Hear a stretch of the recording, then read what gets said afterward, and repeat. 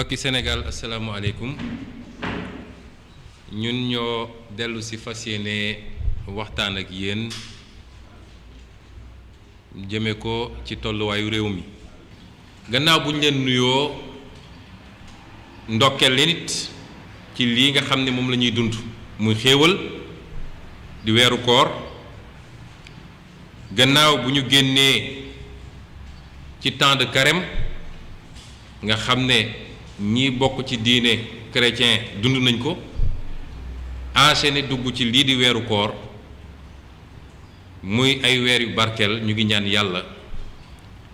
barke yi mu wax ci weer wi mu may ñu ko ñun ñépp ñi wax ni sénégalais yépp dégg nañu seeni mbébét fan yi weesu jot nañu ay woote yu bëri yoo xam ne jaar na directement ñëw ci ñun wala indirectement jaar na ci suñuy collaborateur sénégalais yu bëri yittewoo woon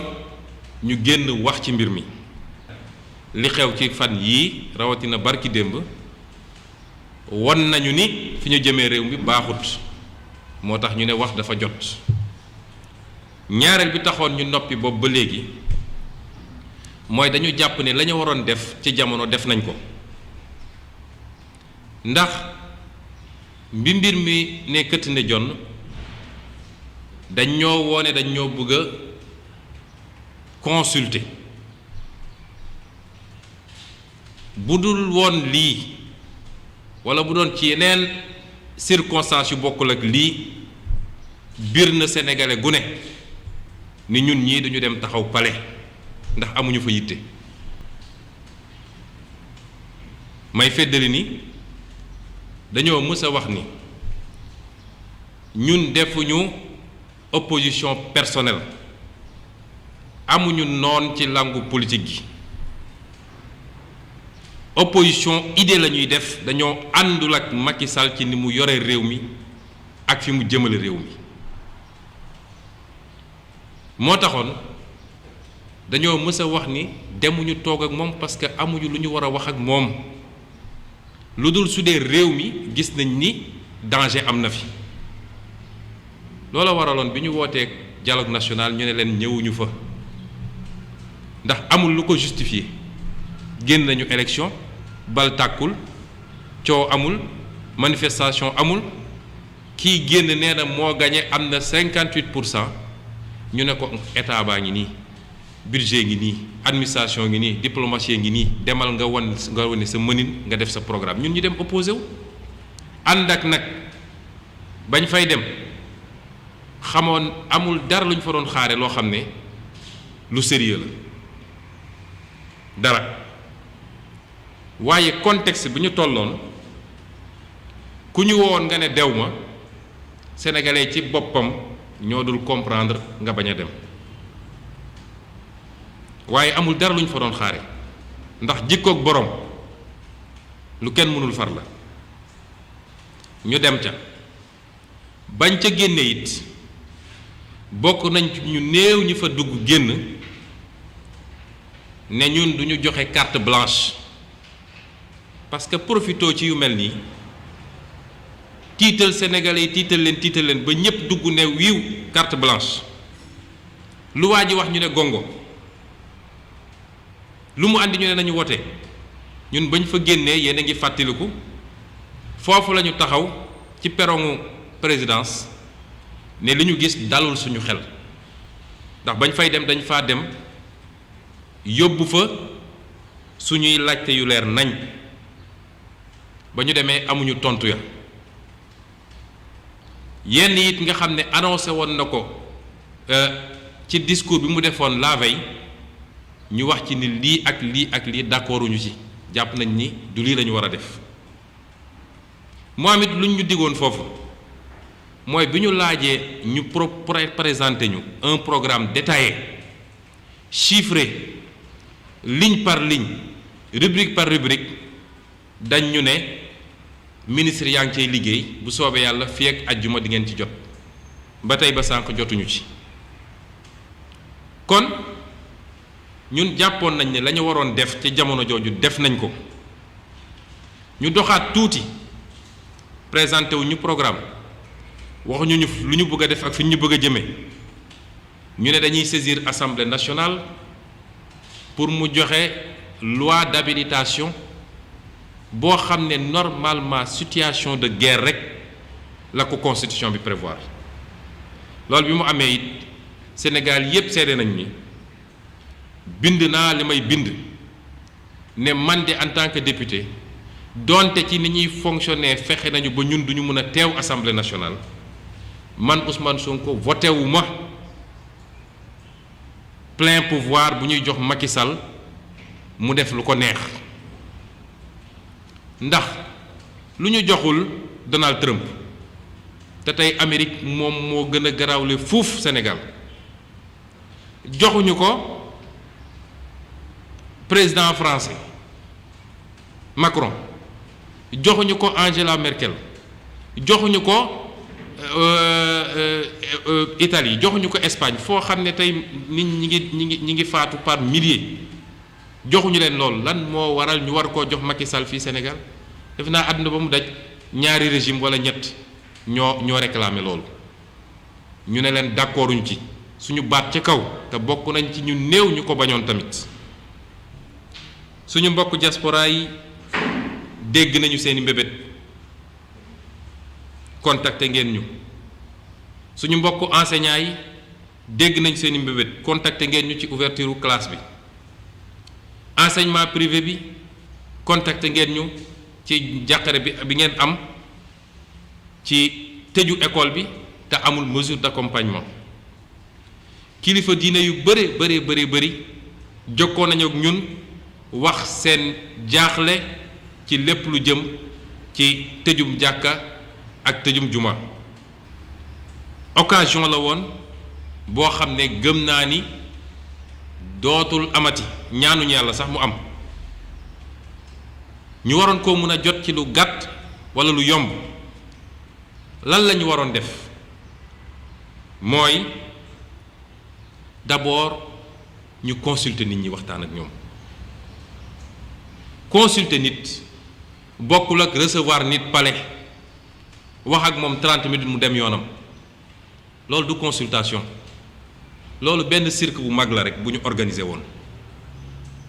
ñun bañ ñu ciy woo dañ ñu ne opposition parlementaire bi la président wala recevoir waaye keroog gis nañ ni mujj gi kenn xamatul lu mu doon loolu du consultation du concertation concertation mooy li Amérique def France def ko keneen def ko mooy da ngay defar sa programme bu leer nañ bu détaillé rubrique par rubrique ñëw toog ne gars yi lii laa bëgg a def lu ngeen ci xalaat ñu waxtaan ba dëppoo ci teg terewul it yow mi yor nguur décision finale war nga koo mën a jël ci gannaaw nag bu mu jaaree assemblée nationale waaye jaaruñu foofu la ñu def lay la woon dañ doon layoo nit ñi nee naa ñun bañ cay dem xamoon nañ ni dañ ñu layoo waaye contexte day am fu mu toll da ngay xam li ngay xam dem def li ngay def waaye xamoon nañ ni amul dara lu sincère lu lal woote googu concertation discussion ci démocratie nag lépp lu jëm ci gouvernance lépp lu jëm ci alalu réew mi ña ngi koy discuter ci assemblée nationale cohérence dafa war a am ci décision yi boo gisee coow li yépp am dañoo jël ay décisions yu incohérentes dinaa ci dellu si cohérence mooy décision yi méngoo looy def na nga ko boole ñépp looy def nañ ko mën a lënkale ne lii nga def fii ak lii nga def fële méngoo na mën nañ ne lii jaaru na bu loolu weesoo nag nga appliquer mooy nga jëfe gi bu doon jaar na yoon li ma wax ni yépp suñ ko defoon ni ñu ko war a defee soxlawul tey naan day teg ay comité de suivi kilifa politique doo nangu ñu lay dugal ci yooyu nga dem naan maay contrôler ñaata kilo ceeb la ñu joxe ak ñaata litre diwlin la ñu joxe loolu du rôlu kilifa politique ñàkk wekk mooy tax ñu naan kilifa politique ñëwal di compter pepp ceeb yi application boobu it dafa war a ànd ak transparence mooy mbir mi jaar yoon leer parce que xaalisu askan wi la te dërëm gu ne war nañoo xam fan la dugg 15 gu ne war nañu xam fan la dugg soo jëlee ay décision ne fii laa bëgg a jëm balaa ngay dox ba si yàgg nga ne changé na xanaa di nga xayma ba ne décision yi ma jëloon lii moo ci baaxul lii moo ci baax ba tax ma war a ba changé waaye xëy rek ne changé naa à 380 degrés te kenn évalué wul li nga jotoon a def problème am na évaluation boobu nag moo mën a andi enfin li ñuy wax réajustement mooy defaraat li ci njëkk mooy dañoo def li tubaab di wax cavalier seul mooy dañoo xëy génne seen décision def seen répartition li war a dem ci ceeb li war a dem ci diwlin li war a dem ci ay garab ak leneen ak leneen amul kenn kuñ ci waxtaana ñu ne deete ci waaye ñu passé seeni commande ci anam yoo xam ne kenn xamul passé seeni commande li ci gën a yéeme mooy gannaaw bu mu jëlee moom Macky Sall décision te waxtaanu ci kenn moo tax li ma doon waxtaan ak ñenn ci sama mbokk opposition bi dama leen ne luñ la consulté wul ca bañ koy nas nuñ la ciy boole ca bañ koy exécuter loolu dafa jaarul gannaaw bu mu ko defee dafa dem tànn benn ministre am nga xam ne li ñu doon tooñee ay Karim Wade naan ministère de la terre du ciel et cetera léegi nag dañ daan ministère du riz de l'huile des pistes rurales et cetera dajaleeg 50 ministères teg ci loxoom ndax mooy dauphin ba moom la ñuy xàllal ñu jël mbir ma teg ci loxoom ndax seen conception ñoom ci mbir mi ak ni ñu gisee sénégalais ak rapport politique bi ñu bëgg a am ak sénégalais mooy sénégalais ki koy andil ceeb beeg diwlin bi kooku lay wekk la ñu bëgg mooy ñu ne Mansour Faye moo andi ceeb bi moo andi diwlin bi moo andi suukar bi moo ñu jox ci loo xam ne alalu réew mi la loolu naa ci dellu si ndax sénégalais il faut ñu xam ni nag la ca kanam dina métti de ñu jël ko jox ko mu wëlbatiku def ay commandam dans une opacité totale xam nga problème mu suñu homme politique yi mooy rapport bi ñu am lu bari ci ñoom bokk ma bañ a généraliser ndax ca laa bokk rapport bu ñu am ak pouvoir ñoom rapport de jouissance la moo tax du ñu mus a wax nguur la ñuy wax nguuru mooy suñ ma falee dama war a noos rek suñu homme politique yi ñu ci bëri ci ñoom bokk ñooy xeet goo xam ne ku ju doon sukuraat ci lalam sax ñu ne ko alalu réew maa ngi ne di romb dina jóg comp ci wàllam doog a ñëw de continuer sukuraatam moo tax la ñu waroon def mooy au lieu ñu def ay transfert d'argent nga xam ne laajul louer camion laajul commander ceeb laajul commander diwlin laajul commander suukar te ak foo ko munti nattee moo ëpp njëriñ benn moo ëpp sutura ndax dem ci koñ yi dajale nit ñi ñu ran ñu leen di séddale ay ceeb image yooyu dafa rafetul sax ci Afrique ci 21e siècle bi ñu nekk amul sutura nit boo koy dimbale da nga koy suturaal it ñaareel bi mooy ménage yu sénégalais yi bëri na loo xam ne soxla nañ ko lu wuteeg ceeb am na koo xam ne tey nee nañu déplacement bi wàññi nañ ko te moom problème mu tension la am wala diabète soxla naa mën a jënd garabam nit woo na ma booru Fuuta ne ma ñun suñu joxee ceeb lañ koy doyee ñun am nañu ceeb ba noppi ñetteel bi mooy noonu nga gën a mën a dugalee xaalis ci économie bi parce que soo defee transfert sénégalais bu nekk jot li mu war a jot dem ci boutique koñam wala marché koñam jënd moo gën fuuf parce que économie bi yaa ngi koy dundal ñi yoroon seen stock mën a jaay moo gën nga dem jël sa benn waay fële wala sa ñaari waay donc jox leen ay milliards ñoom kese alors que économie bi mu ngi dox te transfert yomb na réewu àdduna yëpp transfert lañ def États-Unis transféré nañu ku nekk $3000 $3000 feneen ak feneen def nañ ko doo gis benn réew bu respecté boppam dajale nit ñi di leen jox ay saaku ceeb bu ko defee caméra tubaab bi ñëw di filmer ñu naan famine au Sénégal ak famine à bërëb sàngam. amul sutura te ñoom amoon nañu fichier ba noppi ndax fichier bi ANSD defar rek on a 588 000 ménages ci koo xam ne yow nee nga 1 million de ménages ngay ciblé. bourse de sécurité sociale sécurité familiale yi naka lañ koy joxe du dañuy def transfert. C'était le moment ñu associer les opérateurs dans un élan patriotique frais sax duñ ko ci jël ménages yi jot seen enveloppe dem régler seen soxla li ñu soxla ñoom. waaye xam ngeen li problème bi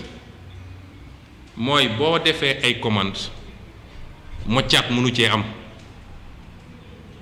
surfacturation mënu cee am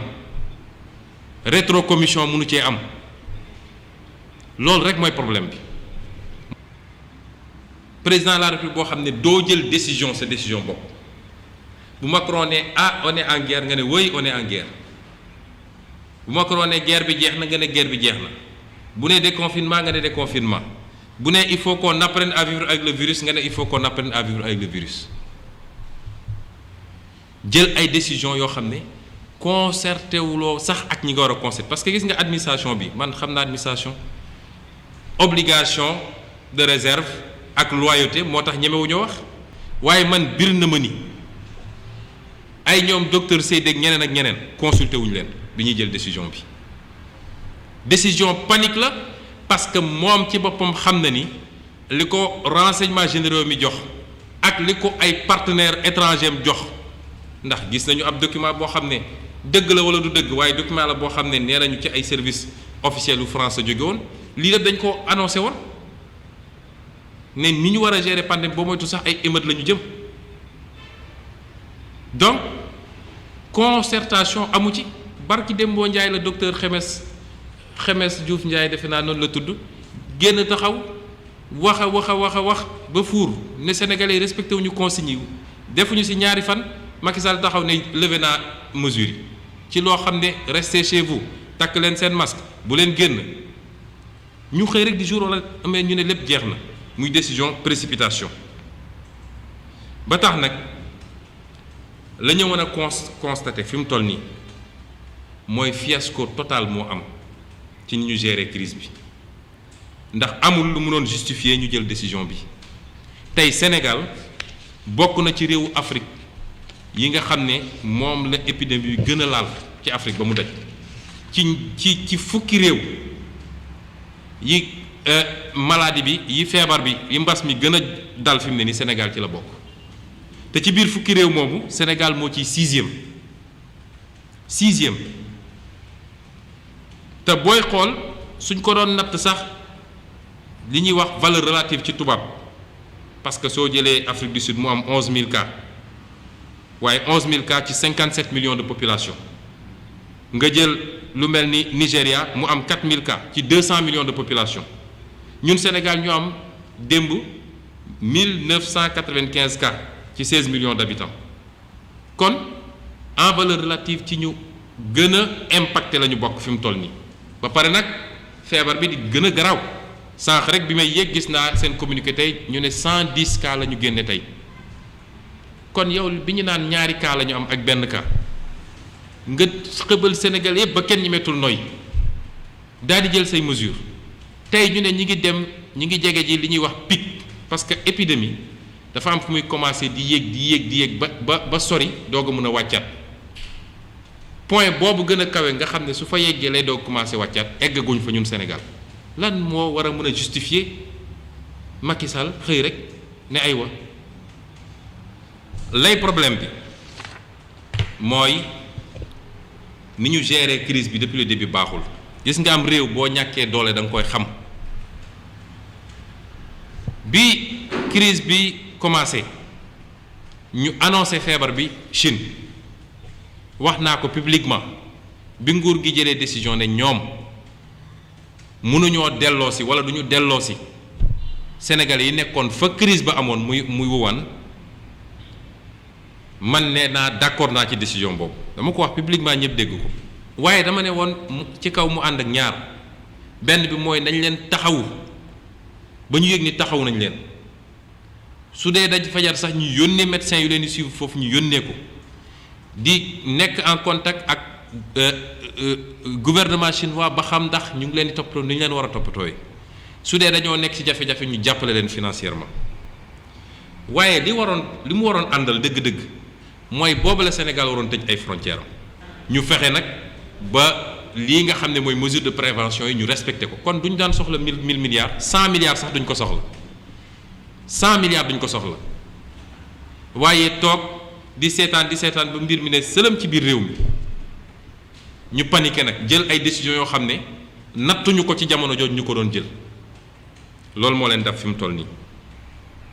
kon problème am na te du problème bu ndaw mooy volte-face bii mu def barki démb dafa am conséquences yu doy waar yu muy am mooy ci jamono joo xam ne ñi ngi jëm ci pic bi feebar baa ngi gën a garaw dafa mel ni Macky Sall dafa ne Sénégalais yi jébbal naa leen feebar bi nu ngeen xam def leen abandon de responsabilité démission incompétence manque de courage politique ci njiitum réew te li ko andi yëpp mooy ca njëlbeen ba wax naa leen ko dégg naa ñu naan askanu Sénégal la dañoo indiscipliné déedéet askanu Sénégal jox na Macky Sall lépp deselu ko dara nañu waxante dëgg rek askanu Sénégal lépp jox nañ ko Macky Sall ndax bi mu nee 1000 milliards la soxla askan wi daf ko ne aywa ci 1000 milliards yooyu déjà leb nañu 575 milliards yoo xam ne leb nañ ko ba noppi kan moo koy fay askanu Sénégal a koy fay yow tailleur bi yow baykat bi yow fonctionnaire bi yow journaliste bi yow ambulant bi xamal ni yow yaay fay 575 milliards boobu jógewul ci poche Macky Sall moo tax kuñ fi jox saaku ceeb nga ne jërëjëf da ngaa xamul koy wax jërëjëf sa alal la dafa war a dellu si yow donc jox nañ ko loolu wëlbatiku mu ne damay def état d'urgence sénégalais ne ko d'accord mu ne damay def couvre-feu nga xam ne dara justifié loon couvre-feu 80% wala lu ko ëpp ci contact humain yi bëccëg lay am guddi gi kay xanaa doxkatu guddi yee ko moom te soo tëjoon baar yi tëj danse yi ñu tëj restaurant yi dox guddi gi jeex nga dajale nga tëj nit ñi jël force de l'ordre yi sonal leen ci mbedd mi ci ngelaw gu métti goo xam ne alors que bëccëg bi nit ñaa ngi dox ñu ne déet mu ne dama soxla ñu defal ma loi d'habilitation benn sénégalais contesté wul nun de waxoon nañ leen ni baaxul nga ñëw yokkaat loi bi violer constitution jaaroo assemblée nationale ba léegi benn sénégalais waxul kon dama naan gàcce ngàlle askan wi tey dañuy delloo njukkal askanu Sénégal askanu Sénégal ñu ngi leen di jaajëfal di leen rendre hommage di ko commencer nag ci personnel soignant bi muy fajkat yi wax dëgg yàlla sonn nañu te dem teguñu leen ci condition ñu mën a defee seen liggéey sonn nañu trop te séddewuñu xëccoowuñu fi per jëm damay dem superviser ni ñuy joxee ceeb ñu ciy xëccoo ay per jëm ñiy nekk ci hôpitaux yi suba ba guddi bàyyi seen njaboot ba pare nekk risque ñu contacter leen à tout moment ma leen delloo njukkal bu baax a baax a baax liggéeykat yépp nag yépp secteur professionnel yépp tailleur yi bàyyi seen yitte di ñaw ay masque di jox nit ñi secteur informel bi nga xam ne seen liggéey gàllankoor am na ci yàqu na ci ñuy muñ transporteurs yi nga xam ne imposé nañu leen ay normes ñu accepté ko ba mu mujj métti ñenn ñi arrêté secteur privé bi patronat bi di masaw it secteurs yi nga xam ne ñoom la gën a laal muy par exemple tourisme bi ak ñoom seen di féliciter ñépp ñi nga xam ne jël nañu ay initiative gis nañu ay sénégalais yu jóg jël seen initiative di inventer moom nee na il salue phrase boobu nga xam ne depuis Senghor ñu ngi koy dégg le génie créateur ou inventeur de xam lan des sénégalais ci loo musul gëm musoo leen jàppale fu tubaab ñëw nga jox ko sénégalais bu jóg nga xeeb ko te teewul bi crise bi amee sénégalais yi ñoo wane seen bopp jël seen matuwaay bari nañu fi takk masque bu ñu ñaw la ay sénégalais ko ñaw lii am échec gu kenn muy président Macky Sall lii mu def nag wax naa ko léegi mooy démissionné na nee na sénégalais yi kenn ku ne na xool nu mu def ak boppam man démissionné na li andi démission bi mooy mesure yoo xam ne amul cohérence ñu ne la ñii faatu ci bitim réew nañ leen delloosi nga ne déet duñ leen delloosi ne OMS wax na ma wax naa ak scientifique yi wax naa te OMS musul wax loolu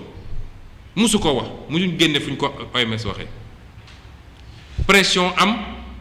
nga dellu ci gannaaw ñu ne la cohérence amul ci nga ne maa ngi tëj jàkka maa ngi tëj jumaa nga xam ne semaine ba semaine la am te maa ngi bàyyi marché mu ubbeeku nga xam ne bés bu ne la fajar ba guddi parce que décision il faut mu am cohérence nga ne déedéet dama koy maintenir looloo dem ba ñenn ñi jàpp ni dafa mel ni dañoo ciblé lu jëm ci diine muy jàkka yi muy église yi muy leneen ak leneen parce que su cohérence amoon ci décision yi rek problème boobu du am nga ne loolu dama koy tëj waaye newaat léegi damay dem ubbi école ya parce que Macron nee na damay ubbi école waaw fooy dajale ay élèves ñu war faa daje di jàng suba ba ngoon jot ay regroupement classe su 60 personnes 100 personnes xanaa kay war ngaa mën a nangu nag ñeneen ak yeneen ak ñeneen def seeni activité incohérence globale boobu moo ñu jube ñoom moo ñu andi ci lii waaye du indiscipline sénégalais yi sénégalais ils ont été très indisciplinés lu mu laaj rek sénégalais jox nañ ko lan mooy conséquence bi nag mooy benn état ci boppam la ñu sukkal fi mu doon nii parce que état amul lu dul lu ñuy wax autorité puissance publique mooy kilifteef su état ñàkkee kilifteefam ñàkk na lépp te li mu def nag dafa wàññi doole état fi mu ne nii état Sénégal dafa los gombaanu dafa sukk la koy firndeel mooy benn autorité médicale yi nga xam ne ñooy liggéey ci mbir mi nee naa la su doon obligation de réserve ak loyauté li may wax ni ñoo la koy njëkk a wax ñoom dafa mel dañu xëy rek bif leen ñu xalangu léegi ban discours la ñuy wax sénégalais koo xam ne bis bu ne yaa ngi doon wax attention la situation est grave fañ jëm nangam jël leen seen matuwaay respecté conseil nga ñu xëy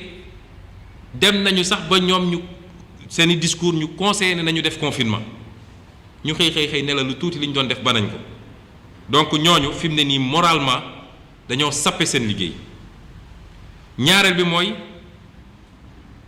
ñoom seen bopp ñuy liggéey ci santé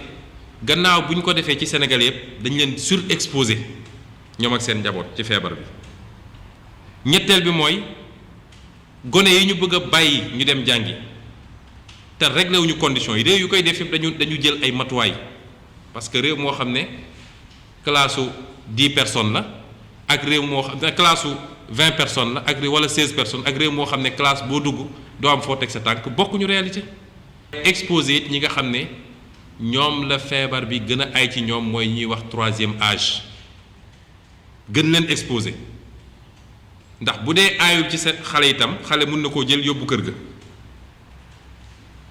bu ci mujj mooy dañoo piétiner les institutions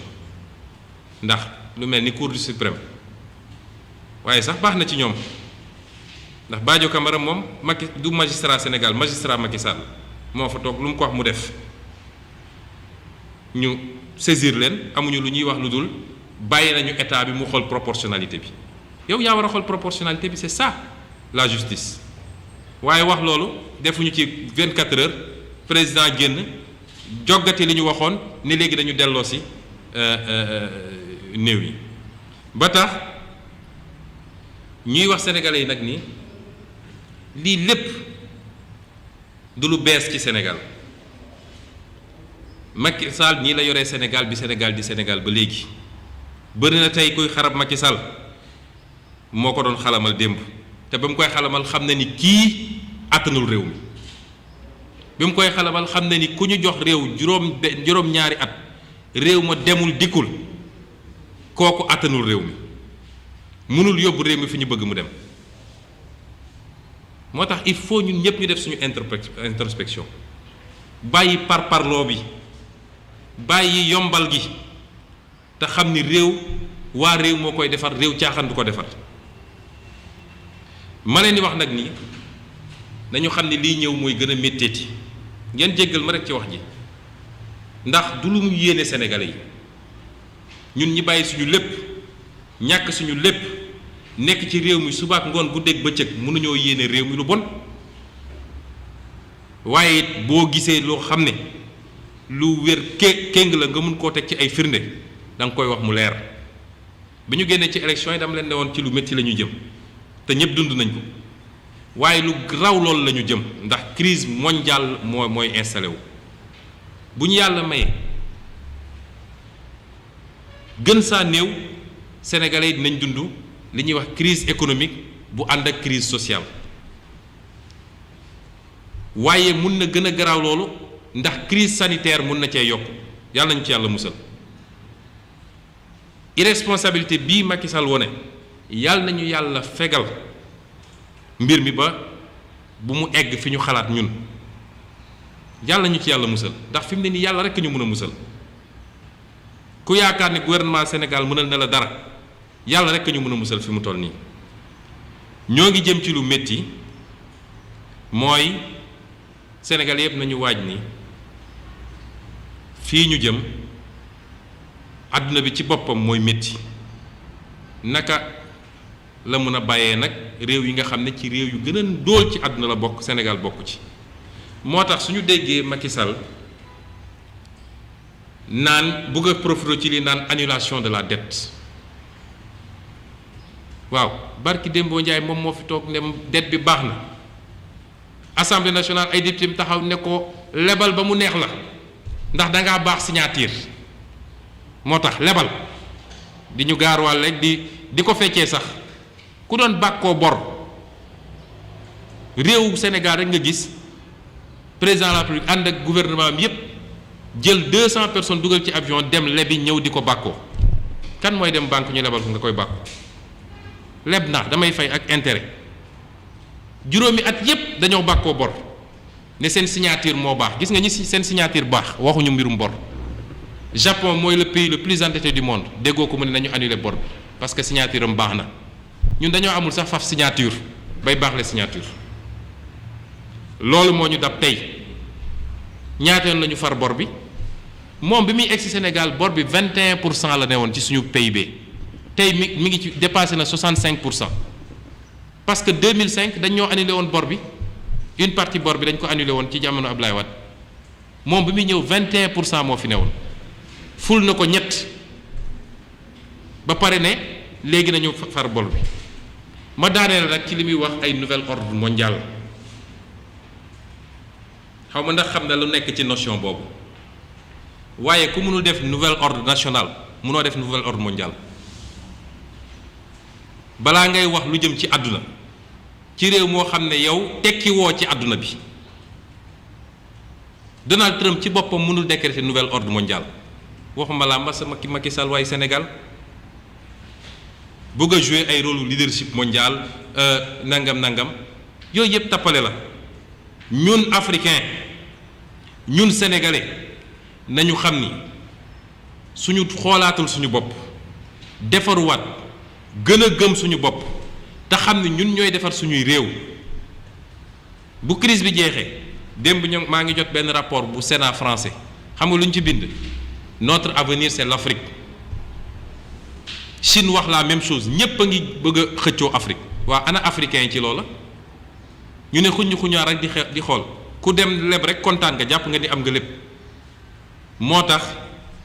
bu ñu profité ci lii pour poser ay débat yu amul ñun nouvel ordre national la ñu war a njëkk a toppatoo est-ce que moom bi mu ñëwee fii ba ak léegi dafa changé dara ci réew mi tey la guerre gën a bon ci réew mi tey la détournement yi gën a biir ci réew mi tey la jël say mbokk ak say ñooñ teg leen tey la protéger ay randalkat tey la gën a garaaw ci réew mi li ñu leboon yëpp fan lañ ko yóbbu est-ce que dañ cee tabax ay hôpitaux est-ce que dañ cee tabax ay écoles déedéet ay arènes lañ ci tabax ay autoroute ay train bu dawul ba pare nga ne dañu effacer der bi bor bi kon dama bañ ñu nërmel Sénégalais ba du ñu xam may daaneel rek ci wax ni sama conclusion mooy bu ngeen seetloo bu baax discours Macky Sall bi mbas mi commencé ba léegi discours am yépp da cee woo opposition yépp ba mu des bu barki dem bu tuddul opposition wax na syndicat yi wax na société civile bi wax na nu mu tuddati kilifa diine yi wax na patronat bi secteur privé tuddul opposition parce que seeni stratégie xam ngeen lu mu doon mooy fexe ba déplacer débat bi opposition yeewuwaat wax ñoom ñu déplacer débat bi mu doon débat ñoom ak opposition may wax sénégalais ni mbir mi du débat entre ñun ak Macky Sall mbir mi diggante Macky Sall ak askan wi ko fal la dama bëgg mu leer suba gannaaw suba di ngeen gis ñu libéré seen saagakat yépp ñu nekk ci télé yi rajo yi réseaux sociaux yi am Sonko andi Sonko mbir mi du diggante ñun ak ñoom diggante moom la ak ñàkk gis-gisam ak askan wi comme nguur gi démissionné na Sénégal mooy réew boo xam ne tey su amuloon président de la République amul assemblée nationale du tee mu dox en tout cas ni muy doxee du yées ni muy doxee tey comme nguur gi démissionné na bu mu tax sénégalais yi démissionné jàppale leen seen bopp jàppale corps médical bi